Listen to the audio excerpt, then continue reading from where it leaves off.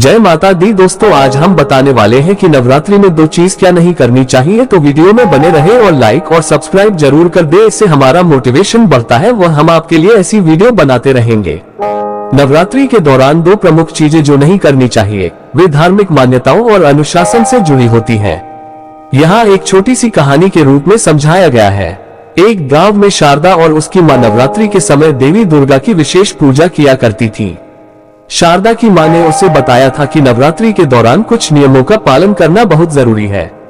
एक दिन शारदा ने अपनी मां से पूछा, मां, नवरात्रि में हमें किन चीजों से बचना चाहिए? मां ने प्यार से समझाया, बेटी, नवरात्रि में दो प्रमुख चीजें हैं जो हमें कभी नहीं करनी चाहिए। पहली, मांसाहार और मदिरा का सेवन नहीं करना चाहिए। ये समय शुद्धता और साधना का होता है। देवी दुर्गा की उपासना के समय हमें अपने आहार और विचारों को शुद्ध रखना चाहिए। दूसरी चीज, नकारात्मक भावनाओं जैसे क्रोध, लालच और हिंसा से दूर रहना चाहिए। ये 9 दिन आत्म संयम और आत्म शुद्धि के होते हैं। हमें दूसरों के प्रति सद्भाव और प्रेम से व्यवहार करना चाहिए। शारदा ने ध्यान से सुना और मां से वादा किया कि वह इन नियमों का पालन करेगी। नवरात्रि के 9 दिनों में शारदा ने न केवल बाहरी रूप से बल्कि अंदर से भी शुद्धता का पालन किया और देवी की कृपा प्राप्त की। इस कहानी का संदेश है कि नवरात्रि के दौरान हमें शारीरिक और मानसिक शुद्धता का पालन करना चाहिए। नवरात्रि के दिन शारदा और उसकी मां ने देवी दुर्गा की पूजा के लिए घर को सजाया। शारदा अपने मन में मां के उपदेशों को याद कर रही थी। उसने पूरी श्रद्धा और समर्पण के साथ व्रत रखा और मां की सहायता की। वह मांसाहार और मदिरा से दूर रही और अपने विचारों में शांति और संतुलन बनाए रखा। लेकिन नवरात्रि के 5वें दिन गांव में एक बड़ा त्योहार मनाया जा रहा था। वहां बहुत सारे पकवान, मिठाइयां और शोरगुल था। शारदा की कुछ सहेलियां उसे बुलाने आई और कहा, शारदा, चलो मेले में चलते हैं। वहां बहुत मजा आएगा और कई प्रकार के व्यंजन भी मिलेंगे। शारदा ने पहले तो मना किया, लेकिन फिर उसकी सहेलियों ने उसे मना लिया।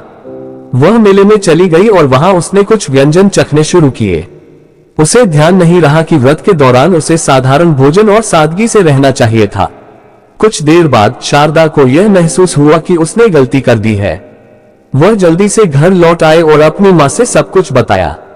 शारदा की मां ने कहा, बेटी, गलती करना इंसान का स्वभाव है, लेकिन उसे स्वीकार करना और उससे सीख लेना महत्वपूर्ण है।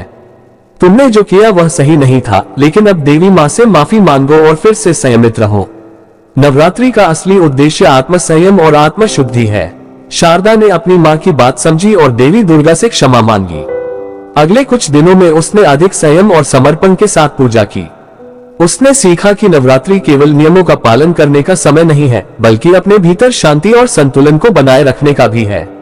नवरात्रि के अंत में शारदा ने महसूस किया कि यह 9 दिन उसे मानसिक और आध्यात्मिक रूप से अधिक मजबूत बना गए हैं। उसने ये संकल्प लिया कि भविष्य में वह अपने जीवन में सदैव शुद्धता और संयम बनाए रखेगी।